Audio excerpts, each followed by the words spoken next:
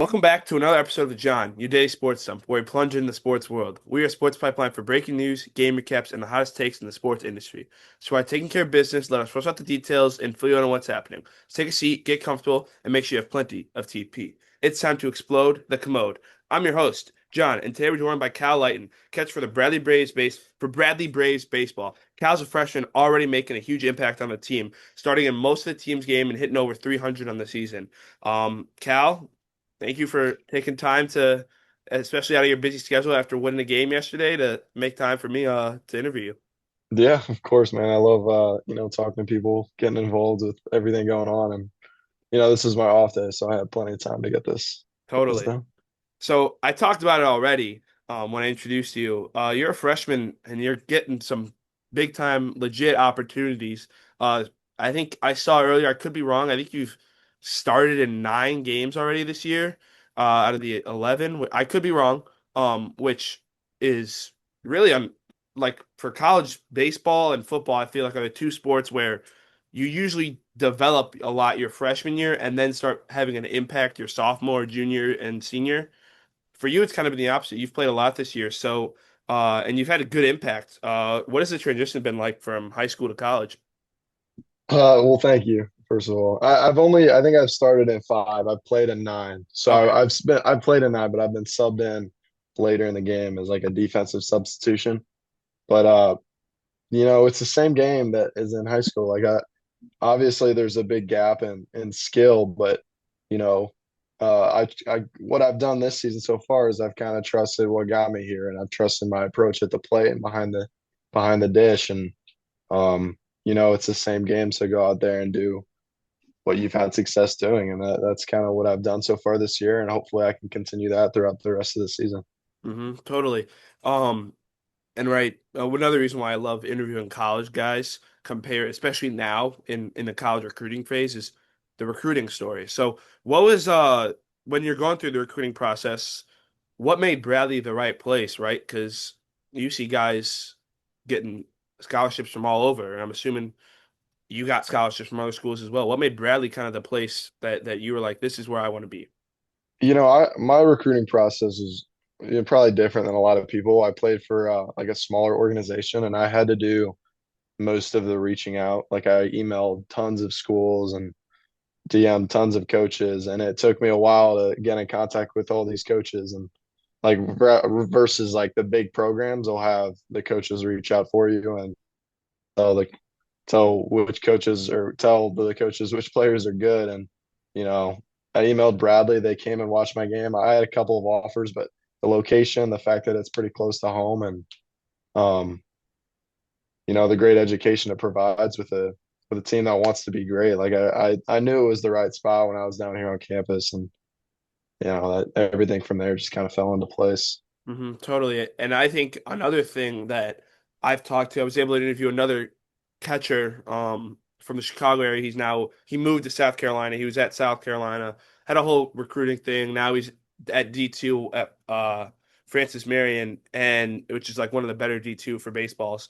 And the reason why he went there is because they got a new coach very similar to us, and they had an amazing program turnaround. So did that having right? Because obviously last year, if you look at the record, even though I don't know if you watched the end of the season, they played really well to end the season. Yeah. But it's a completely new roster, new coaching system, everything. So did that also kind of have of impact of like no one knew what this team's going to be this year? Well, I was actually recruited under the old coaching staff. All the freshmen were. We Okay. signed under the old coaching staff, and when the new coaching staff came, we were kind of given the decision whether we wanted to stay or not. And some guys left. I think there was a pool of about 8 guys that were committed here, and we ended up coming in with four, Okay. me being one of them. And I really liked Edmund. I'd heard about him. I'd known guys who had played for him and knew about him. And he was great when I talked to him. And I really wanted to be part of this program with him. That's why I stayed, and that's why the other guys here stayed as well. Totally. And then you talked a little bit about how you kind of went to a smaller academy. Now, I might butcher this, but you came from Westminster Christian Academy in Yes, sir. Missouri. How did your time there prepare you to have success and prepare you for Division One baseball? Well, that school that I went to is very talented for baseball. I think they've got four state champions in like the past 20 years.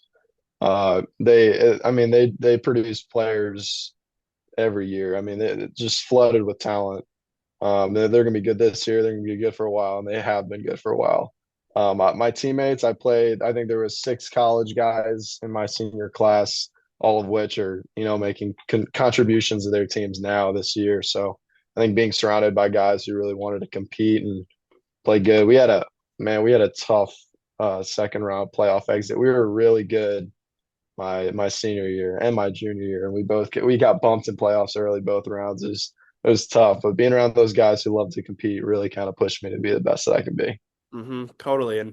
And what would you say? Because you hear all athletes, or I feel like most successful athletes have moments of like, this is when I realized like I could be playing at the next level. Or for some dudes who are like LeBron and Michael Jordan, their family is like he can be he can make us a lot of money as a family. Did you have kind of a moment like that in high school where you're like Division 1 is a legit possibility for you? Well, yeah. I've always been pretty good at like the level that I played at. Obviously college is just a kind of a different step, but just looking at high school right now, I was good. I always kind of contributed to the teams I played on. My dad actually played Division 1 baseball, and he encouraged me to kind of look towards that path. And when I started getting some of the fish for biting, when I would reach out to them to some D1 schools, I kind of figured that that could be a realistic possibility. And when I understood that, I kind of went after it with all I had. It's always been a dream of mine, and seeing it come to fruition was really a blessing.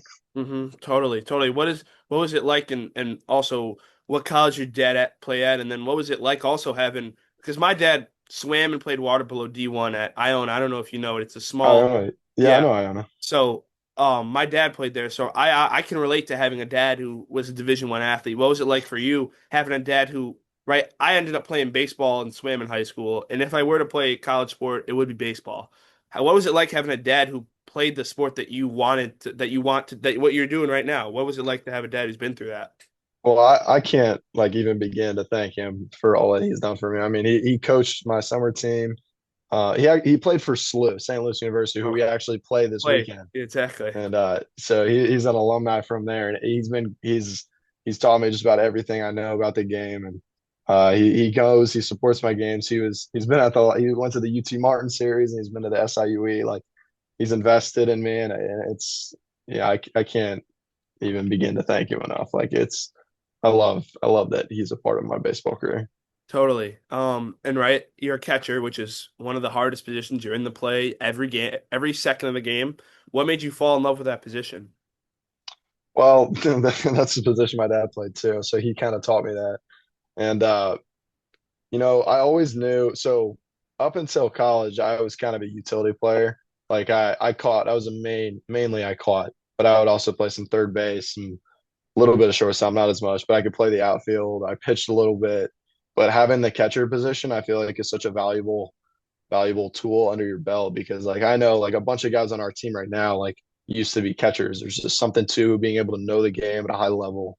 And if you're good at it, it can be really fun. It's challenging, don't get me wrong, but when you really figure out how to catch your guys and control a game, that's what made me fall in love with it is being able to control a game like that. Totally. And then, right, to kind of build off of that, what is like kind of the mental side of being catcher? I have a brother in high school, who's a catcher, and I caught for a little bit, but I caught before, I mean, I caught sophomore year of high school when they needed a catcher. Like I wasn't like a elite catcher or anything. So what is kind of the mental side, especially the difference from high school to college where it's a completely different scouting and pregame and all that stuff? Absolutely. The pitching from high school and college is probably the That's biggest jump of what everything. I've heard. So I mean there was dudes on my team who could pitch in high school pretty hard too, but coming to college and I mean the full staff can throw, some rockets and like I think the hardest thing mentally as a catcher is like not letting one slip up turn into, in the back of your mind like, "Oh, what if I do it again?" So if I drop a ball in a game, I can't let that continue to happen. I just got to find what the mistake was and just kind of brush that off as quickly as possible. Totally, totally. Um, we kind of hammered home, right? You're a freshman catcher, and you talked a little bit about the staff. What is it like working with the whole pitching staff, right? Completely, it's not like they've worked together either. New team, new stat, like new everything. And then to pile that on for you, you're a freshman catcher trying to kind of learn all of this on the fly. What has that kind of been like for you, and has it kind of been difficult? It hasn't been easy, but I think getting to know your pitchers on a personal level really helps, even on the field. Like if you're comfortable with them, if you're comfortable hanging out with them, going out, being able to talk to them one on one, like it makes competing in the game really easy because you're like, yeah, I got this guy's back. I'm gonna go catch his bullpens in the midweek or during practices so I can really get comfortable with how their pitches move. And I think that's a really big thing that people don't understand is being able to have a really good team chemistry can seriously help you on the field too, because you're just comfortable and you don't feel pressure when you mess up because you know that your guys have got your back. Totally, totally. And what would you say has been right? You talked a little bit about how the pitching in college has been something for you to adjust, which, by the way, all the college baseball players that I've interviewed have said that exact same thing. The pitching from high school to college is a completely different animal. Um, what would you say has been the hardest thing for you defensively in your game to kind of adjust? You know, Probably receiving the ball is the most important part on the field. It was the most important job of catching. And I got recruited for my arm. Like I've had a pretty good arm. I still have a pretty good arm now. So being able to kind of take that step up and really focus on receiving the ball, and especially I would say another big difference between pitchers in high school and college is that the sinker ball, like you don't see sinkers in high school like you do in college. I remember catching some of our guys and their balls are just moving like ridiculous amounts, and you just have to work around the ball. And that's probably the biggest thing that I've had to work on is being able to receive all these pitches that move more than anything I had caught before. hmm Yeah, I this is kind of a little sidetrack, but I don't know if you know the name Jack Bauer. He's from the Yeah, Illinois area. I went to go see him play in the state playoff game because I was working on setting up a podcast with him. And in his bullpen, I saw his slider, which like if you saw that YouTube video, I mean it's one of the nastiest sliders like ever I believe clocked. it. Like I've never seen a ball have that sharp and that fast. Like it was more of like a slurve than anything because it had the drop of like a curve. Like it was the most disgusting pitch I've ever seen. And the fact that he's not in the MLB and he's playing at Mississippi State is crazy. What would you say has been the biggest difference, right? You talked a little bit about the pitching. What would you say? You talked a little bit about the sinker. What would you think has been the hardest pitch for you to kind of hit so far? And right, we're only what 11 games into your freshman season, so obviously you're probably going to see some more pitches. But so far, what has been the pitch that you really want to like by the end of the year be like?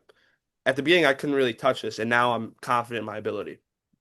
Yeah, absolutely. I think, well, first of all, we've played tons of inter squads and done lots of live at bats. So we've only played a slim amount of games on the actual field under the lights, but um, like I've gotten plenty of at bats to know what I'm comfortable hitting, and I think being able to recognize a slider like low and away versus like an outside fastball has been probably the biggest adjustment I've had to make.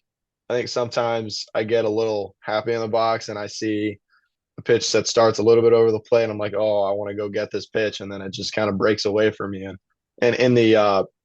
in our inner squads, that was definitely the thing. Like the pitchers totally had my number in inner squad. I did not hit well, but I think going out on the actual field, a little bit of the adrenaline rush and being able to trust what I can do is giving me a little bit more success on the field. Totally. What would But you yeah, say? Oh, sorry. I was gonna say totally the slider off the plate is Mhm. definitely I would say for probably 95% of right-handers, that's probably the toughest pitch to cover. I as a right-hander, even though right, I play club baseball here, so obviously there's a little more. I would say just a little for you, higher stakes in your games than mine. But I still struggle with sliders low and away because like you said, they start either right at the letters or they're down. If it's a good pitcher, it'll start down the middle, and you're like, oh my God, I'm gonna destroy this, and then you swing and your head's all the way over here, and the ball's in the catcher's mitt. So I, Absolutely. that's something that I struggle with. I'm a big guy. If you hang it, we bang it. But if it's not hanging, we're not banging it. Yeah, damn right.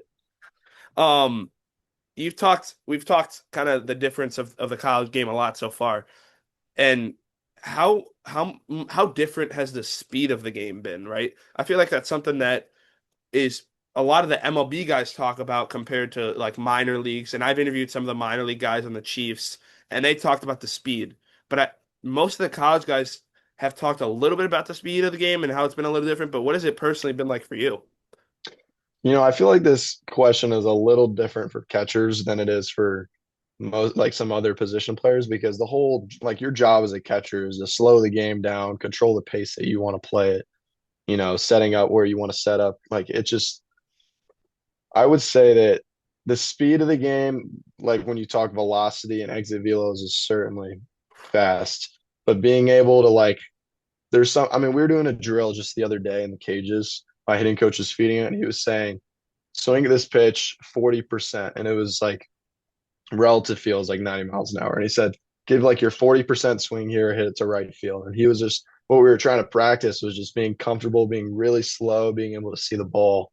So I think that a big adjustment I've made is being able to slow the game down. That's what my catching coach has been all about. He's like, you got to be able to slow the game down, control it at your speed. So I think I've gotten pretty good at that. Sometimes you'll get sped up, but just taking a deep breath to reset can really go a long way. Totally.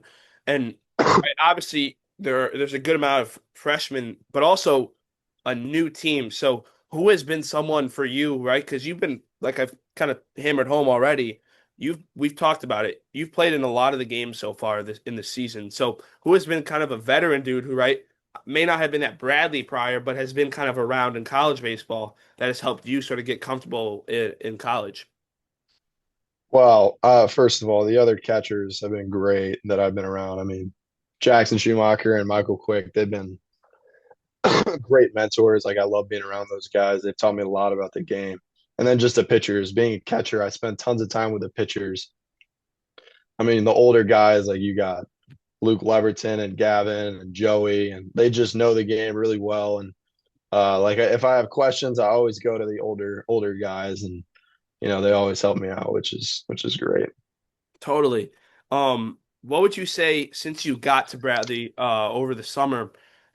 Which part of your game would you say has improved the most, and that you're kind of like really proud of that has improved?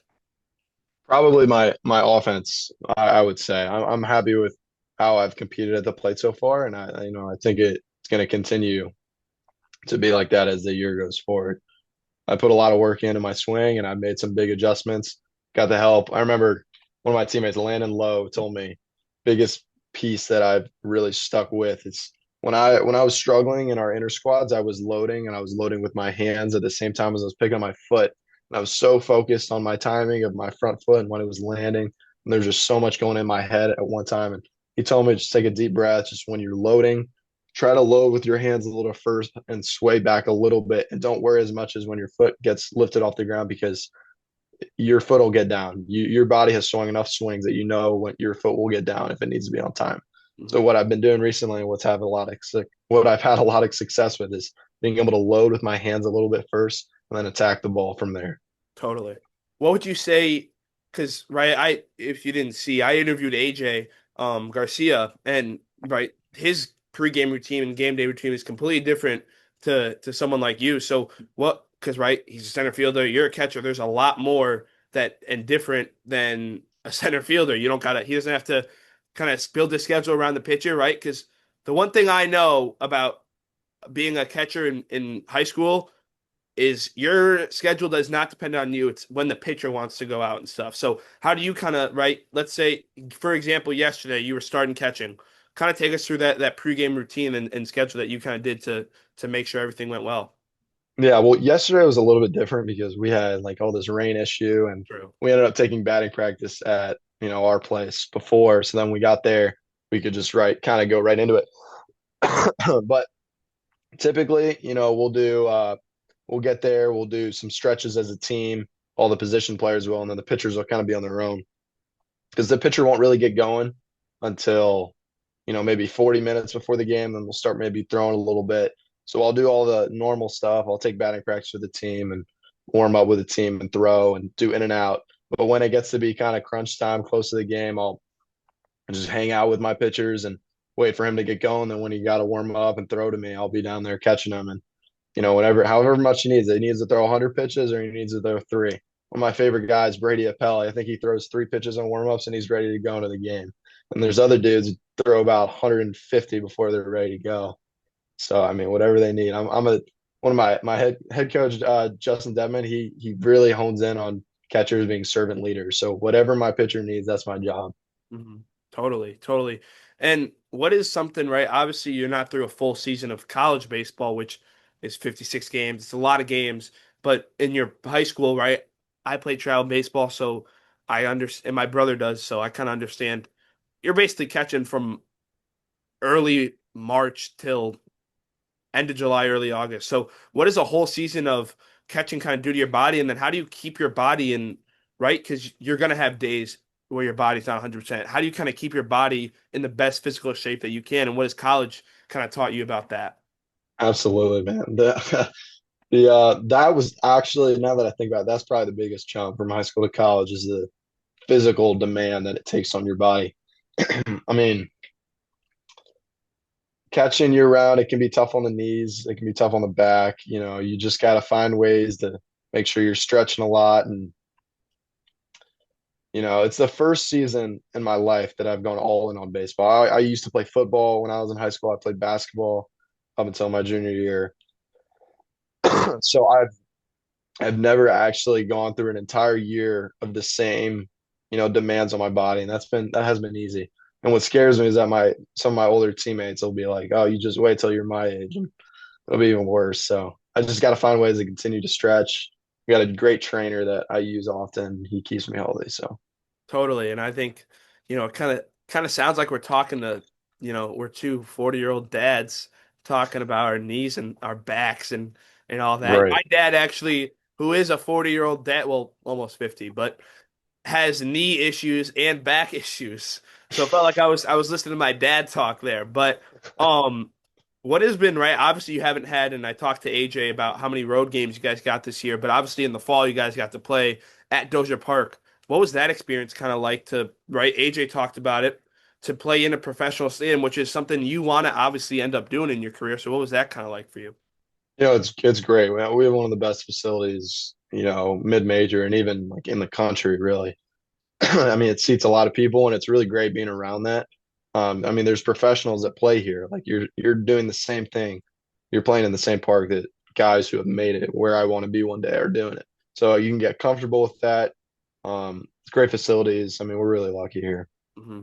Totally. And was that kind of a thing, right? Obviously, not many schools have a professional ballpark that they play at. Was that another thing that kind of made like Bradley, like you're like this? I mean, because I've been at Dozier Park, I've worked with the Chiefs. Bradley has their own locker room, like their own Hmm. really facilities in this whole thing. So was that kind of another thing that was like, this place is the place for me? Yeah, it's sweet, and they keep the field in great condition too. I mean, they just like redid the whole infield. Hmm. I mean, I know people say 8 out of 10 turf is better than 8 out of 10 dirt, but 10 out of 10 dirt, I mean, it's just unbeatable. So that's something we're really lucky to have. Like, there's no professional teams that play on turf because, it's just not as good as really good dirt. Exactly. Exactly. And I think that's one thing that I wish I got to, because club baseball, you're not playing on the division field, on the college baseball fields. That's one thing um that I will not miss, is playing on the fields with the rocks, the gravel in high school. Yeah. Like in college, um, every field you're playing at is either turf or it's maintained perfectly. Well, not perfectly, but it's not anything compared to, you know, the high school 20 minutes down the road where there's rocks and you're sliding and you're getting all cut up and stuff.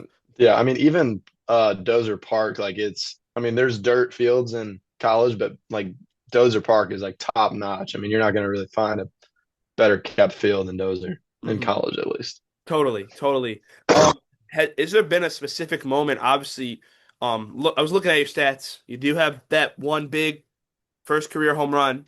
So this is not saying that needs to be the answer, but has there been any specific moments so far early on this season that have really stood out for you? And it could be you could either answer right or do both as a team and as personal stuff. I would say first of all, the biggest team I think boost that we had was winning the series this last weekend. Mm. Like that kind of told us, I mean, we haven't even played a home game yet, and that told us like we can do this. I mean, we can go on the road and win. And then winning on Tuesday too, a 3-game win streak, that's awesome. That just gets the team going. And for me, I mean, I think getting my first hit against Bethune-Cookman, it was a blowout game when I went in. But just getting that first one, I mean, that really can, or you're like, all right, I can do this. I can compete with these pitchers. And then obviously the home run was pretty sweet. Was the home run something that right when you hit it, like you knew it was gone, or I knew it was gone and I still sprinted to first base because I didn't want to make any risks about that ball about that ball not getting over the fence. But totally? yeah, I hit that. The wind was blown out a little bit to left field. I knew that. I knew it was gone. Totally. Yeah, I was watching I watch Wheels all the time. Mhm. And yesterday or well, this morning, last night, this dude on Cal State Fullerton hit like an absolute bomb. And when I was watching it, I was like, "Oh, that's gone." Like just pieced, destroyed. And he turns and kind of does like the Reese Hoskins like tosses his bat, cheers his bench up, and then it's a warning track ball. And That's the it gets worst. caught. That is genuinely the worst thing you can do as a hitter. I know, because and that's one thing that like if I'm a hitter, like if I go back to the plate, I'm expecting to hear the whole bench on their side just Oh chirp yeah. and not let me live that down. Because that's one thing that I love about like baseball. I feel like baseball and hockey are the two sports that are known for like not letting you hear the end of it. And that's why I love baseball because it's all, and this kind of leading to my next question, it's all mental. So how do you kind of deal with the mental stress of, right? You've talked about how this is your first really season of baseball 365, 24/7, all around. How do you kind of deal with the mental stress of that? Because it's a completely different thing where it's not like you're just doing it for a season and then you got basketball and football. I mean, yeah, first of all, like I love it. I love the game of baseball. I remember practicing in the fall, like we have 20-hour work weeks, and it's just really time demand or time consuming. And like, I remember thinking, like, yeah, I mean, but I love it. I love the game. I'm grateful to be here. But I think before a game, what I do mentally is I listen to music. I kind of tune everything else out, turn on some of my good songs that can get me focused. And when we get to the field, like it's just all business. Just focus on what needs to be done and have fun doing it. So, How do you how would you say you keep your head up, right? And this is something if people who are listening to this podcast, they've heard me say it to every single baseball player that I have interviewed, professional, collegiate, any level. Um, if you're one of the best baseball players ever, you're getting on base 3 out of 10 times. 30%. You are getting a 30% on a test, basically, and you're considered one of the best to ever do it. So, how do you kind of keep your head up where more than likely going up, you're going to get out? How do you kind of keep your head up and not doubt yourself and start to think, am I good enough? well, something I've learned here is like the importance of quality at bats, which is a kind of Flops. a statistic. It's a statistic that I didn't really know much of in high school. And when you look at it in that terms, like I think that really helps it a lot. Like you're not looking as much to get a hit or get on base, which of course you are, but looking for a 50, 60% quality at bat. Like I went 1 for 4 on Tuesday. I think I had 3 or 4 quality at bats. Like I had a really good day at the plate. I had 3 RBIs, and you look at the stat sheet, like 1 for 4. That's a 250 batting average. That's not great, but being able to do what it takes to win, I think I would put that over the statistics that you see in the books. Totally. Quabs, love them, right? In my Yeah, high absolutely. school, we had a quab counter during our games. That's the only reason how I knew it, because before I got to varsity baseball, I did not know what a quality at bat was. But those are something that I think most baseball people who like say they're baseball fans, I feel like don't know about. So for people who don't know, what is a quality at bat and what does that do necessarily for the team, right? Because I think that's something you even hit on it. Like you look at the stat sheet from that game on Tuesday, 1 for 4 with 3 RBIs, right? Not bad, but 1 for 4. But you had three or four quality at bats. So what does that kind of do for the team as a whole, right? Not just you individually, but all the team, all the guys. Well, I don't know this direct statistic, but I guarantee you there's a correlation to high amounts of quality at bats and winning games, scoring a lot of runs. So I think for on the team, like if everyone's stacking these good at bats together, like the ball's gonna fall. And you come down to baseball, it's like a game of statistics. Like you play tons and tons of innings, and everything will level out. Like you can go and hit a 110-mile-an-hour line out to the center fielder, and then you could have a little three hopper to the shortstop that you beat out, and I think what I love about the game is that it's honest and it'll all level out. So being able to stack quality at bats it's a recipe for success in college baseball. Totally. And I think you hit on it perfectly. This happened to me the other day. I was playing MLB The Show. The guy who I was playing with destroyed a ball line out. I hit a 62 mile an hour like blooper right in between the second baseman and the right fielder, and that's a hit. Like Yeah, that's baseball. Like it sometimes is. you're gonna hit the crap out of the ball, and the outfielder's just gonna go like that. Like that's just sometimes, and then you're gonna hit a ball. It's gonna be like a swinging bunt rolling down the third baseline, and you're gonna get on base. Like that's just something that happens. But obviously you're from St. Louis, so I have an idea of where this question's gonna go, but I'm gonna ask it. Were there any catchers growing up that you modeled your game after? Oh, and see that's funny because I was actually born in Philadelphia. I moved to St. Louis when I was 7 years old. So I mean I've grown up around the Cardinals. I Mhm. know you want me to say Yachty, but I love Muto. That's been my Really? guy. That's a sick flag. I will admit that's my Yeah, look at favorite that. jerseys. That's my team. I've been a huge Phillies fan my entire life, and you know they. I wouldn't say I've really been obsessed with like a catcher since I was seven. I think Realmuto's. I mean, what he's been with the Phillies for maybe 6 years. Yeah, he's But I love the way he plays the game. He's great with his arm. I kind of model that a little bit. I think my arm's pretty good. And he kind of controls the game well. So I feel like if I can model my game after him, then I'll have a lot of success. I think also he's I think one of the first like right obviously Buster Posey is one of the dudes that you think of, right? MVP, like offensive. Joe Mauer Yeah, is another one. I think Realmuto is also one of the more underrated guys where he's been a very like legit good middle of the order bat, but no one talks about him because he doesn't have any of the big time awards, right? An MVP or anything. But he's been recognized right now. He's starting to go on the decline because he's getting a little yeah, older. But he's been recognized as like a top five catcher in baseball for most of his time with the Phillies. Like people seem to forget that he's a top 10 catcher in baseball. yeah. I think recently his offensive production has gone down a little bit, but which is tough to see because he was great. I mean, he was really good at one point. Great defense, great offense. But yeah, he's starting to get a little bit old.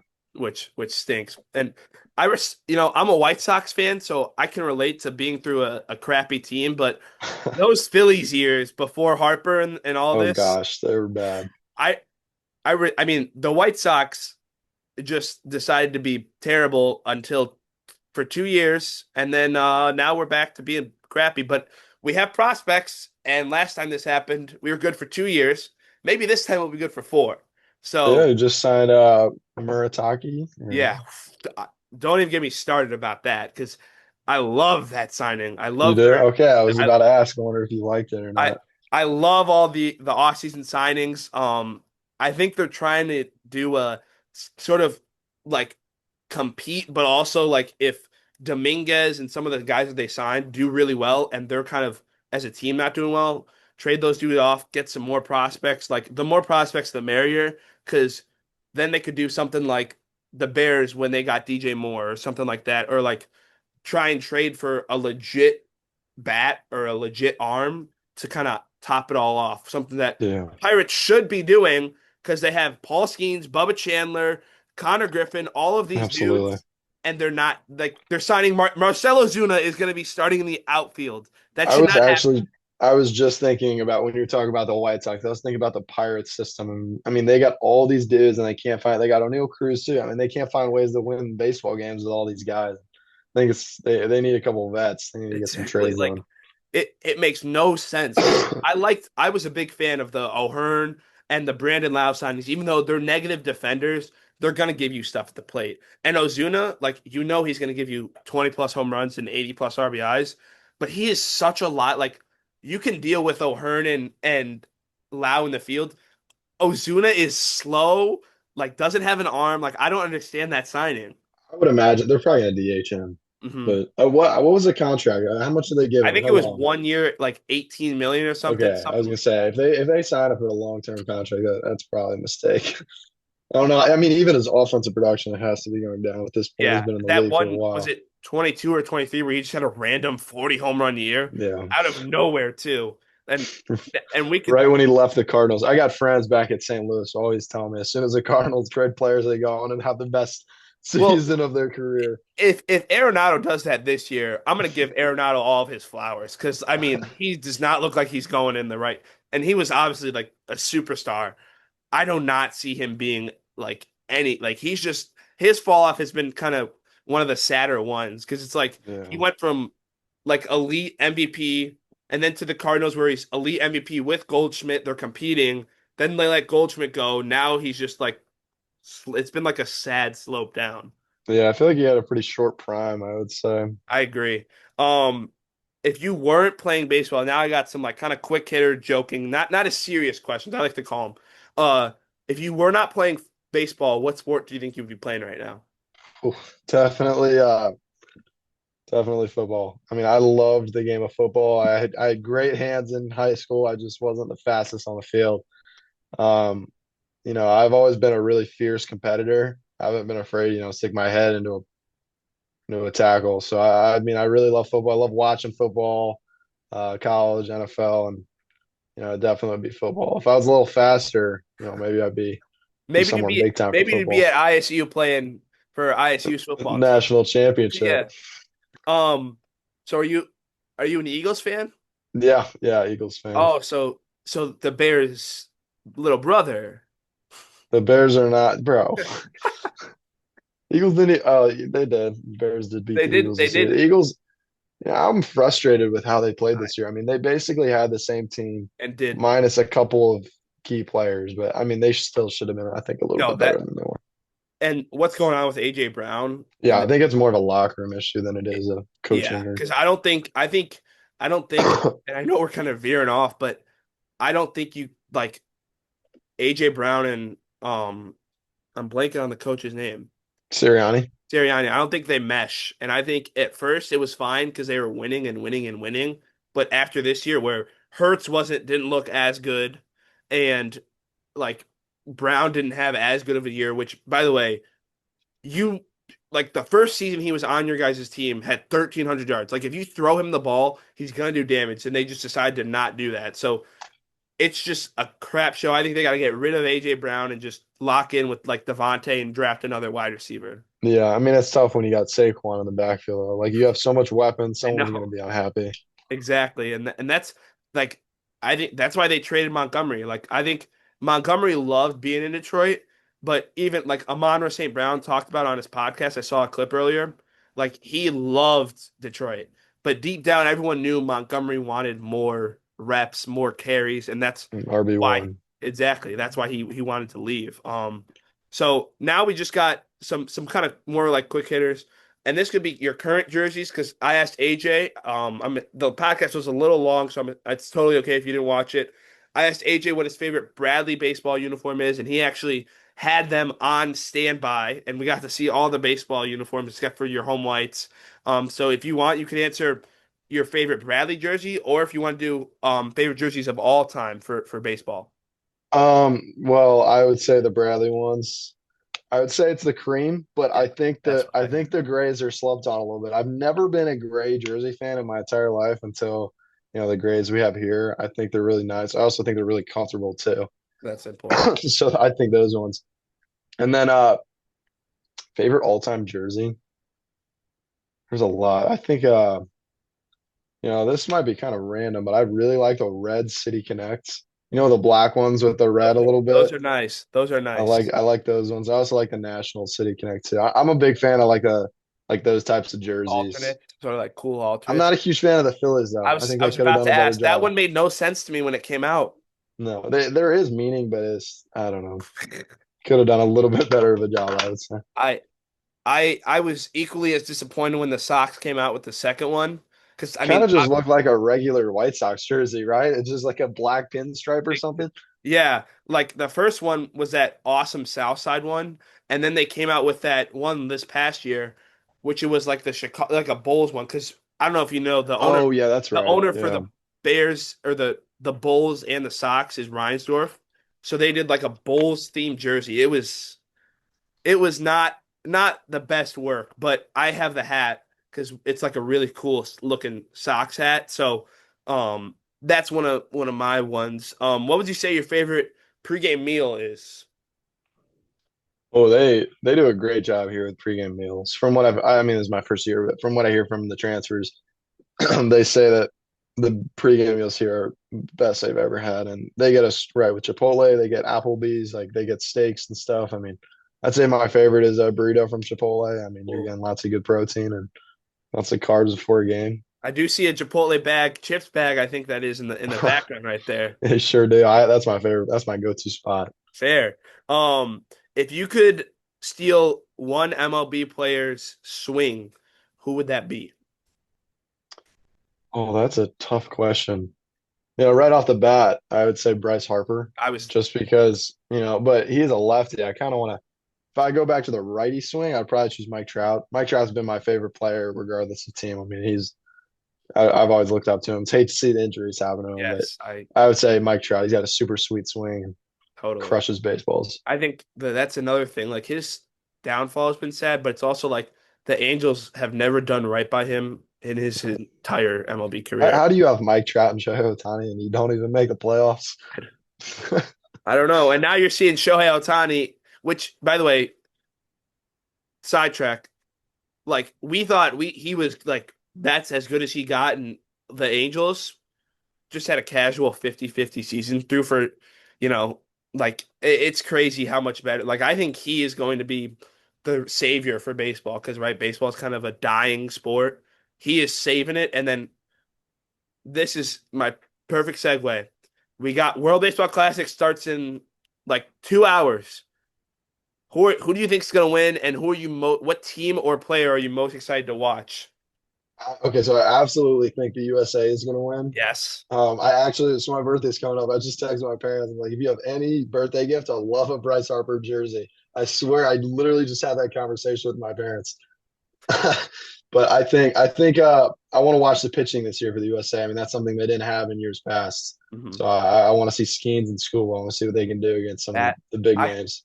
I understand like why school obviously did the one game thing, but Yeah, why are that's you announcing this a week before the games? Like announce it a little earlier so we can and it's like, oh, dang it. We have to go to Logan Webb. Like, no, that's not a bad thing. Like we have an embarrassment of riches on the pitching side, but it's like you could have told us this so we could have maybe recruited another pitcher or two because now we basically have an open roster spot after you pitch against Great Britain. Um, so I'm surprised that so many people are actually like on social media and stuff are like all the power rankings and stuff are saying Japan's the number one. Now, obviously, I get it. I mean, you have the best player in the freaking world in Shohei. I just don't know if their pitching can compete with our pitching. yeah. I mean, I saw something earlier today. The USA was number two, and I'm just like, like I look at the lineup, and I'm totally biased. Don't get me wrong, but how can you not rank that team number one? They have the most talent. I mean, I don't I know. mean, when your lineup contains Aaron Judge, Bryce Harper, Cal Raleigh, um, Kyle Schwarber, like just Loaded. Bobby Witt, Gunnar, like it's like I And mean Gunner's it's coming off of the bench. Gunner Henderson, one of the best young prospects, is coming off of the which bench. is insane. Like he wouldn't come off a bench of any other team. Like that's what I'm so excited for. Now, this is my last question. Um, what is some advice that you would give to someone, right? You had to do a lot of this college baseball stuff and recruiting by yourself. What is some advice that you would give to a kid who's in a similar situation as you? So if I like a kid coming into college or like a kid, Kid coming in or a kid looking to try and play and they're maybe in a smaller market or at a school where it's a smaller team. okay, well, I would say for a kid trying to get recruited, like market, find a way to market yourself. That's a big thing that people don't understand. Like I knew I could compete at that level, so I had to make myself look as good as I possibly could. Like I would sell myself to coaches, and which actually can really help you on probably later in life with being able to communicate and pitch yourself to people. But I would say like do what it takes. Like email all the coaches, follow all them on Twitter.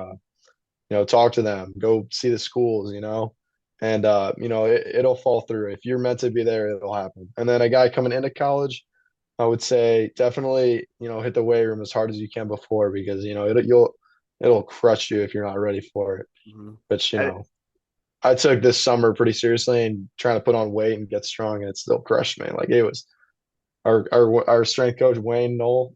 He's the best. He just gets on us. That It's is fun. that is something exactly that AJ said. AJ said when I asked him the same question, he said, "Get in the weight room." Like for all the people who are looking to and who are heading in, because if not, it's going to kick your butt. And I think that just kind of shows like people think baseball guys can be fat and out of shape, and right because everyone thinks of I love Daniel Vogelback, but that's just the meme that everyone thinks of, right? Danny Burgers, all that, like that's just right. He's he was in the best league in the world and was a bigger guy. Like that's the thing that frustrates me about people who when they think about baseball is it's just it can be fat dudes. No, like even though right they're fat, they have muscle on their body. Like they're in shape. It's just in a different way, like a completely different way. And then obviously I said that was my last question. I had one more. What would you say is your goals for this team as the season goes on and then for you individually? Well, my goal, uh, the first of all, the team's goal is to win a championship. We're trying to win our division. We're trying to make it to a regional. I think we have a serious shot at doing that. We proved that this weekend and on Tuesday that we can compete and really win some good close games. And then, individually, I'm just trying to do whatever it takes to help us win. I'm not trying to set any statistics goals because I really don't like to look at my statistics. Once the season's all said and done, I definitely will. But just doing it what it takes, be the best defensive catcher that I can, and then compete at the plate as much as I can. Totally, totally. Well, Cal, thanks for taking time out of your busy schedule to hop on here. Obviously you said today was an off day, but you're in the middle of a season, so thank you for taking time. Thank you guys for watching today's episode of the John, today's Sports Zone, where we plunge into everything sports and flush out all the nonsense. Make sure to subscribe so you never miss another episode. Don't forget to follow me on Instagram for sports updates and hot takes in real time. Join me next time on the John, your day sports zone. We'll be dropping the kids off at the pool for sports breakdowns. Until then, keep game face on and stay regular. This is the John. Don't nobody go in the bathroom for about 35, 45 minutes.